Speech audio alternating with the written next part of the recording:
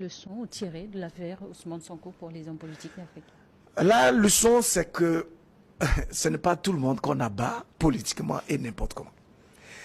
Macky Sall a réussi avec Karim Wade. On peut dire que c'était une vengeance, puisque du temps de Abdoulaye Wade, c'était à cause de Karim Wade que lui, Macky Sall, a eu des problèmes. Après, le maire de Dakar a subi le même sort.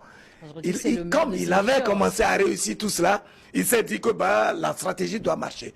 Il instrumentalise de façon systématique une justice. Pourtant, la justice, la mission de la justice, c'est de réguler la vie sociale et de permettre le vivre ensemble, le règne de l'équité entre les citoyens.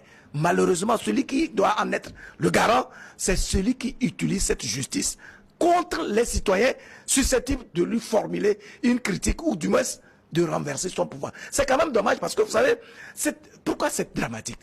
Dans la procédure judiciaire contre Ousmane Sonko, le capitaine Touré, qui était chargé de l'enquête préliminaire, a été intègre. Il a fait part d'un rapport. Il a pondu un rapport qui est clair et qui montre qu'en fait, il n'y a aucun élément à charge contre Ousmane Sonko. Son sort a été quoi? Il a été radié. Le médecin qui a analysé les histoires de la fille en question a été très clair pour montrer qu'il n'y a même pas eu des traces de viol. Lui aussi a subi un sort malheureux. Et donc, ce sont les juges qui ont décidé de composer avec les ambitions funestes et immorales de Macky Sall au point d'en arriver à ce ridicule de condamnation qui ne peut pas prospérer, à vrai dire, au Sénégal. Le maire de Ziguinchor, Ousmane Sonko, devrait-il bénéficier d'un acquittement?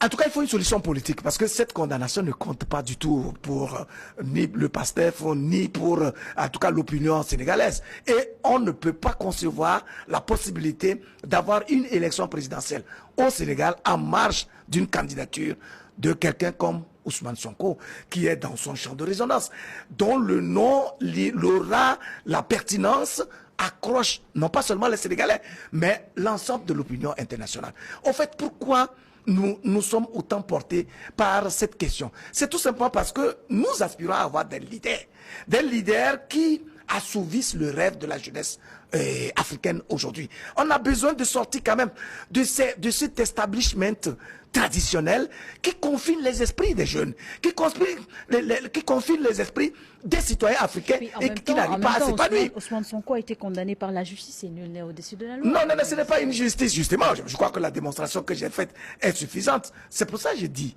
on ne peut pas opposer la justice à des mœurs, à des valeurs identitaires d'une société, à la civilisation même d'une société.